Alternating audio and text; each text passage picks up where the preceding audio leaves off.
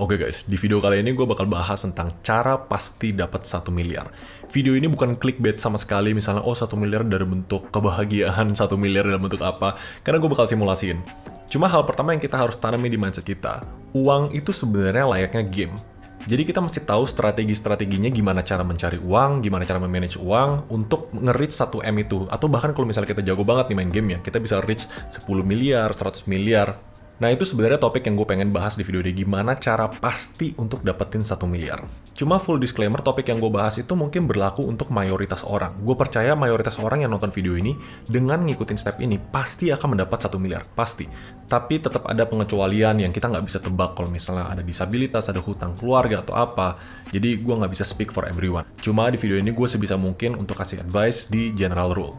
Kalau misalnya kita ngomongin topik tentang mencapai dari suatu level kekayaan, sebenarnya ada dua doang yang paling penting. Cari uang, atur uang. Untuk kebutuhan video ini, dua ini bakal gue kategorin, cari uang itu untuk menentukan kapan kalian akan mencapai kekayaan itu. Misalnya 1 miliar lah, 5 miliar lah. Atur uang itu yang menentukan pasti nggak kita mencapai kekayaan itu. Jadi simpelnya gini, kalau kita jago cari uang dengan puluhan juta, ratusan juta, tapi kita nggak jago atur uang, bisa aja itu hilang seketika dan kita nggak bakal nyampe tuh 1 miliar, 10 miliar.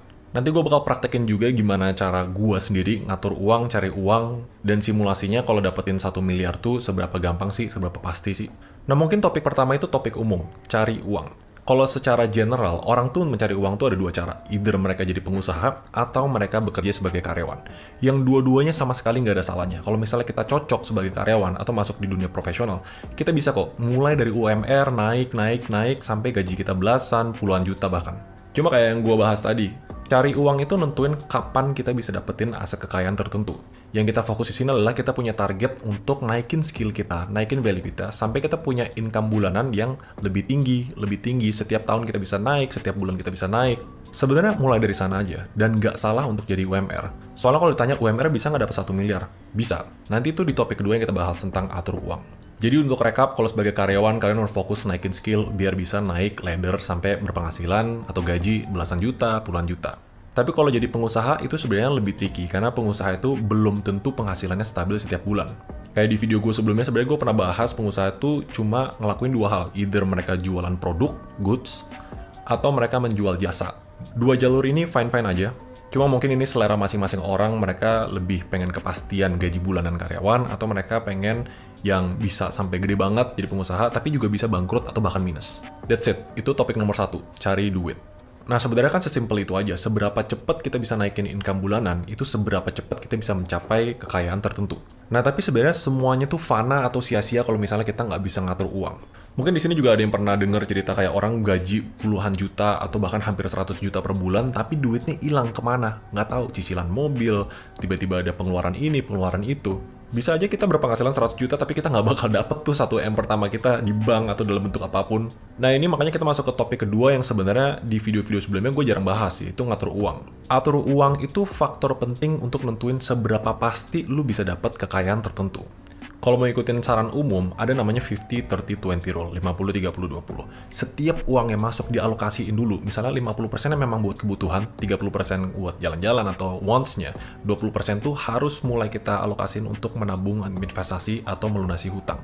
Dah, simpel itu dulu. Harus sehat dari level satunya. Kalau misalnya uang masuk 10 juta, jangan habisin 10 juta buat jalan-jalan atau makan-makan cantik. Step 2-nya itu untuk manajemen resiko, yaitu kalian punya asuransi dan kalian punya dana darurat. Sebelum mikirin mau taruh duitnya kemana, make sure kalian punya dua itu dulu. Di ternak uang kita udah bahas ini lebih dalam. Di dana darurat, minimal tuh ada 6 bulan pengeluaran ada di bank, atau misalnya kayak duit yang liquid, yang cepat ditarik dan nggak ada risiko naik turun yang terlalu drastis. Nah sebenarnya setelah pondasi itu beres, selanjutnya barulah kita mikirin, kira-kira kita mau apain uangnya untuk sampai 1 miliar pertama. Nanti di layar gue bakal share dua simulasi gimana cara reach 1 miliar pertama dengan namanya compounding interest. Yang menurut gue semua orang tuh harus tahu, tapi sayangnya nggak semua orang bisa praktekin ini secara benar.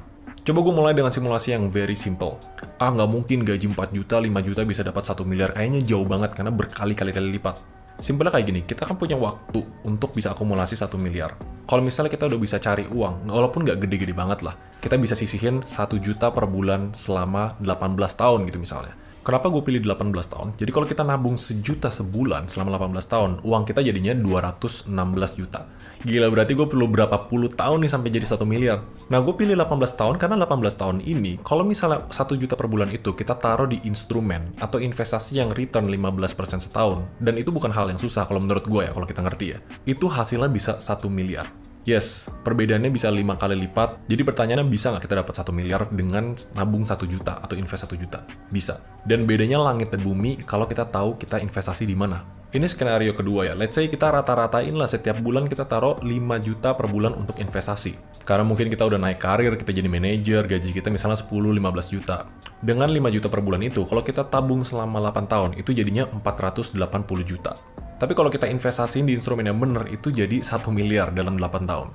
Bedanya 2 kali lipat. Sekarang kalau kita udah simulasin kayak gitu, clickbait nggak kalau misalnya gue bilang semua orang tuh pasti bisa mendapatkan 1 miliar? Kapannya itu tergantung seberapa jago kita cari duit. Pastinya atau enggak, itu seberapa jago kita atur duit. Dua hal konsep simple ini yang sebenarnya jadi rumus untuk bisa memenangkan game uang di dalam hidup. Sama kayak fitness, kita pengen six pack dan lain-lain, diet dan olahraga, simple. Tapi nggak banyak orang yang bisa ngelakuin ini secara konsisten. Mungkin di video ini kesannya kayak nggak terlalu daging, gue nggak kasih tahu rahasia A, rahasia B. Rahasia dari mencari kekayaan itu sebenarnya adalah konsistensi, dan kita punya plan untuk mencapai kekayaan tersebut. Kalau misalnya pengen belajar lebih dalam tentang investasi, taruh duitnya di mana, dan lain-lain, banyak kok materi di YouTube yang ngebahas tentang investasinya. Atau kalian juga bisa belajar lewat ternak uang, kalian bisa subscribe. Cuma sebenarnya comes back to dua itu. Cari uang dan atur uang. Jangan sampai kita jago di satu hal tapi kita nggak jago di hal yang satu lagi. Karena dua itu yang menentukan seberapa cepat kita dapat kekayaan dan seberapa pasti kita dapat kekayaan. Like always, kalau punya opini atau pertanyaan, feel free untuk komen di bawah. Jangan lupa kalau nonton video ini, like, comment, subscribe. See you guys in the next video.